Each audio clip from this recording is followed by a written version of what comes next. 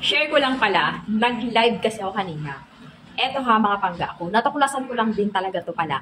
Kung nararanasan mo yung pagla-live selling na talagang 0 or isa, dalawa, tatlo, hanggang 5 lang yung viewers mo, kung na-experience mo yan pag nagla-live ka, may mahiwagang technique ako na apply. Eto, Bebs. Okay, kailangan ha, kung meron kayong mga kasama sa bahay na may mga TikTok account, habang nagla-live ka, sabihan mo sila, or else ikaw hinabi mo yung phone nila, i-open mo yung account nila, tapos pumunta sa live mo. Mag-power tap sa screen sila mismo. I-power tap nila yung screen, or else mag-comment sila doon ng, "Oy, magkano ba yan? Oy, waterproof ba yan?" Kunyari, Relo, ang pinupromote mo, katulad ako, pala pupromote ako, watches, ganyan, Relo. So, ganun. Kinukuha ko yung isang cellphone, isa sa mga kasama namin sa bahay, pupunta ako dun sa account niya, i-open ko, pupunta ako sa live ko, tapos ako mismo, nagpa-power tap ako sa screen. So, nararamdaman mo, bigla na nagdadami yung viewers, bigla na nagdadami yung likes. O, diba? So, malaking bagay yung makakatulong yon sa live selling mo. So, yun yung isa sa mga technique. Technique number 1. O, ngayon, kung may experience mo yung gano'n, pag mahina yung views mo,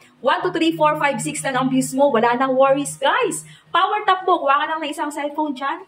Good na good. Eto ha, ina-apply ko sa akin at function sa akin, gumagana. Talaga yung strategy na yon. I-try mo rin sa'yo. Baka sakaling makatulong, baka sakaling gumana rin sa'yo. Subukan mo na, ngayon na. Mag-live ka na, mag-live selling ka na ngayon.